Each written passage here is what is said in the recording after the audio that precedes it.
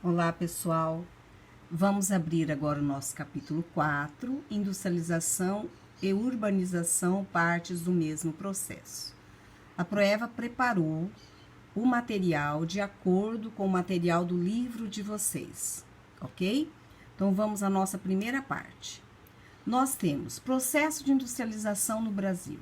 Então, nós sabemos muito bem que o Brasil, ele é um país que ele realizou a sua revolução industrial somente no século XX. Então, nós temos aqui algumas informações. O primeiro país a realizar a revolução industrial foi a Inglaterra, no século XVIII. No século XIX, nós já tivemos os países europeus, os Estados Unidos e o Japão. No século XIX, o Brasil tornou-se independente em 1822, teve a abolição da escravatura em 1888 e a proclamação da República em 89, que é o fim desse sistema onde a metrópole controlava a indústria e a organização econômica do país. Teve a mudança do centro econômico do Nordeste, que era açucareiro, para o Sudeste, que era cafeeiro. O que levou essa industrialização brasileira, na realidade, foi a crise de 1929, ok? Continuando, nós temos crises mundiais e industrialização brasileira. Então, como o Brasil ele era um exportador de produtos agrícolas, principalmente o café, nós vamos ter a nossa industrialização após a Primeira Guerra e a Segunda Guerra. Por quê? Porque esses países que estavam em guerra, primeiramente, eles deixaram de produzir para poder usar o seu dinheiro, o seu capital para a produção bélica. E o Brasil tinha os produtores de café que resolveram investir na industrialização. Com o final da guerra, Primeira Guerra e Segunda Guerra, nós vamos ter aí um crescimento desses países fortemente após a guerra. O que quer dizer isso? Eles passam a industrializar-se. E é claro que o Brasil, ele vai começar também a vender os seus produtos. O que vai acontecer? O Brasil, nesse período, por que teve a crise de 29? Porque os Estados Unidos, ele era um país que ele produzia e abastecia o mercado europeu. O que aconteceu? Com o final das guerras, os Estados Unidos estavam com superfaturamento e não tinha para quem vender. E ele comprava o café brasileiro. Então, o que acontece? Deixa de comprar o café brasileiro. Então, nós vamos ter uma crise e a queima do café, como aqui está mostrando essa imagem, a queima do café em 1931 em Santos. Ok? Primeiro grande impulso à industrialização brasileira. Então, até 1930, nós tínhamos uma industrialização com pouca tecnologia e principalmente as indústrias de tecidos, alimentos, utensílios domésticos. Importava tudo o que precisava, principalmente maquinários para a indústria, automóveis, máquinas para indústrias de base. E aqui nós temos um quadrinho que ele vai falar sobre a industrialização brasileira.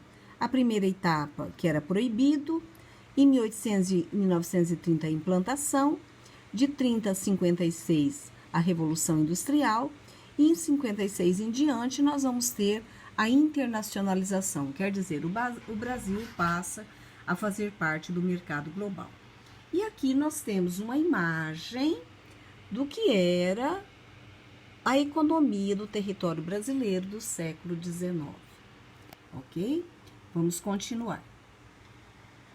Eu passei para vocês os vídeos para vocês assistirem sobre o Getúlio Vargas. É claro que aqui nós vamos só relembrar um pouquinho desse momento, desse governo do Getúlio Vargas.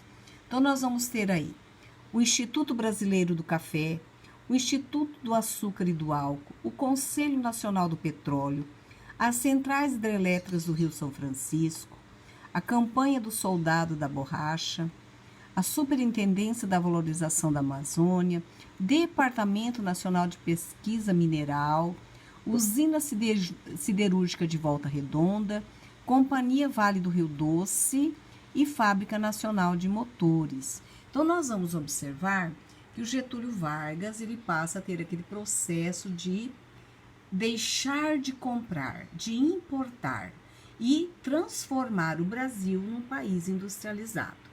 Aqui do ladinho, a Pro colocou um pouquinho do período do governo do Getúlio Vargas.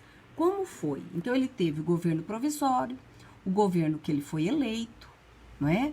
Depois nós temos Eurico Gaspar Dutra, Getúlio Vargas novamente e o Juscelino a partir de 56 e entre o Jânio Quadros, tá? Então, só para a gente relembrar um pouquinho, quem foram os presidentes em alguns momentos da história da industrialização brasileira. Continuando. No governo de Vargas, então, que foi o governo provisório de 30 a 34, quais foram as características gerais? A lei orgânica, depois nós tivemos a lei dos 2/3, o Ministério do Trabalho, Indústria e Comércio, o Ministério da Educação e Saúde Pública, leis trabalhistas e cargo de interventor federal. Então, o que o Getúlio Vargas vai fazer nesse momento? Nós vamos estar no processo de urbanização. O trabalhador rural, ele passa a viver nas cidades. Então, passa a ter as leis trabalhistas, para que esses trabalhadores possam ter a sua lei regularizada e trabalhar nas fábricas brasileiras. Aqui nós temos a Constituição de 34, né, como que foi feito, e as leis trabalhistas aqui eu coloquei para a gente ver a importância desse momento do governo do Getúlio Vargas. Depois, nós vamos ter o segundo impulso, que vai ser o governo do Juscelino Kubitschek. A Proeva colocou uma imagem, né, do plano piloto de Brasília e a indústria automobilística, nós temos aí o famoso Fusca, não é? Continuando. Nós vamos ter, no governo do Juscelino Kubitschek, nós temos um slogan, 50 anos em 5. Política desenvolvimentistas, ele teve o plano de metas, investimento em energia, transporte, alimentação, indústria de base e educação. Esse era o objetivo do governo do Juscelino Kubitschek de 56 a 61. Mas nós sabemos também que ele teve um endividamento do governo brasileiro. Então, é claro que aqui a Proeva colocou que ser industrializado não é a mesma coisa que ser desenvolvido. Então, nós tivemos uma concentração de renda, a mecanização no campo levou ao êxodo rural, um achatamento salarial, lembrando que o Getúlio Vargas, ele regulamentou a carteira de trabalho, o aumento da dívida externa, inflação e muitas acusações de corrupção. E isso aconteceu durante o governo do Juscelino Kubitschek. Temos aqui também mais algumas informações. O que o Juscelino fez? Construção da ferrovia Belém-Brasília, das hidrelétricas de Furnas e Três Marias. Criação da SUDENE, que era a Superintendência de Desenvolvimento do Nordeste. Olhando para esse mapa, o Juscelino, ele constrói as rodovias, vai investir na indústria automobilística, como nós estamos observando aqui, né? E o crescimento industrial de 80% na indústria automobilística na região do ABC paulista, e a instalação da Ford e da GM, que é a Chevrolet e a Volkswagen. E ele vai construir as rodovias. Então, essas rodovias, elas vão ser chamadas de rodovias radiais, que elas vão de norte ao sul, leste a oeste. E é claro que vai ter que investir forte para que haja um escoamento dos produtos industrializados dentro do território brasileiro. Continuando.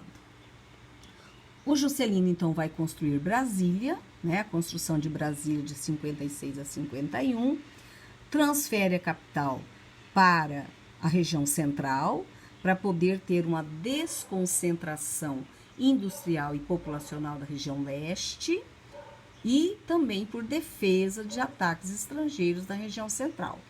Ficar longe das revoltas populares também foi um dos objetivos. O fim do governo do Juscelino Kubitschek.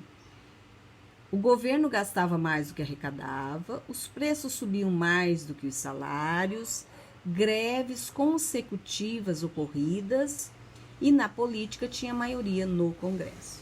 Então, vai acabar aí o governo do Juscelino, né? O que acontece? Ele respeita as manifestações dos partidos políticos, a liberdade da imprensa. Em 60 teve as eleições presidenciais, quando Jânio Quadros entra no governo pela UDN e é vitorioso. E aqui está um quadrinho, né, da construção de Brasília, o plano piloto, que nós sabemos muito bem, que o urbanista responsável foi o Lúcio Costa e o arquiteto responsável, Oscar Niemeyer. Ok? Vamos dar continuidade. Aqui a Proeva colocou um mapa conceitual, porque é o que nós estamos trabalhando bastante.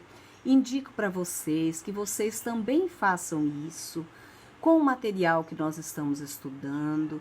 Nós estamos em casa, então agora é uma organização de trabalho. Podem grifar o material do livro ou também fazer mapas conceituais. É lógico que esse aqui está bem tranquilo, tá vendo? Ele vai falar um pouquinho do governo do Vargas, ele vai falar um pouquinho do governo do Juscelino, do governo militar e dos anos 90, tá? Então, um pouquinho de cada governo. Continuando, nós temos a indústria brasileira hoje. Então, olhando aqui, eu coloquei alguns mapinhas. Então, é lógico que nós sabemos que o Brasil é um país que ele começou e continua a sua concentração urbana, industrial na região sudeste e sul.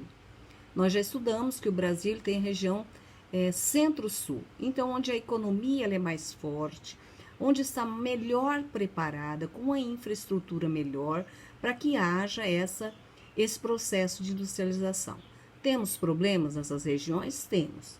Temos problemas de violência, favelização, são alguns deles. Aqui eu coloquei a estrutura industrial brasileira.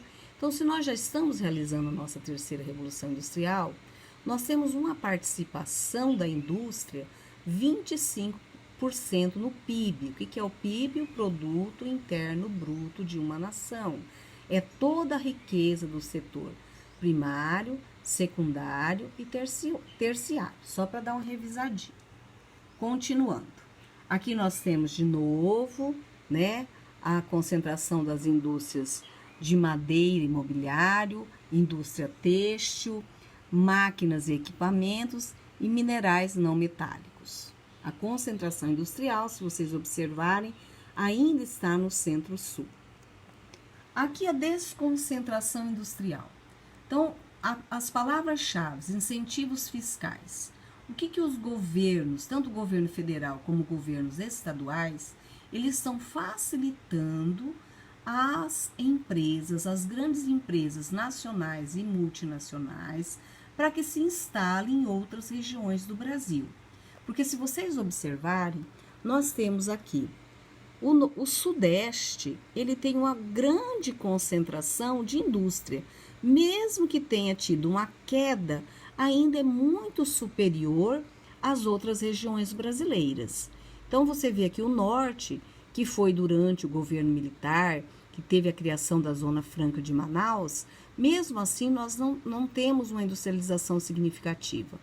O Centro-Oeste nós tivemos um crescimento por conta desses incentivos fiscais. E aqui um mapinha, né, do processo de industrialização no Brasil. Continuando, então nós temos a terceira revolução industrial no Brasil.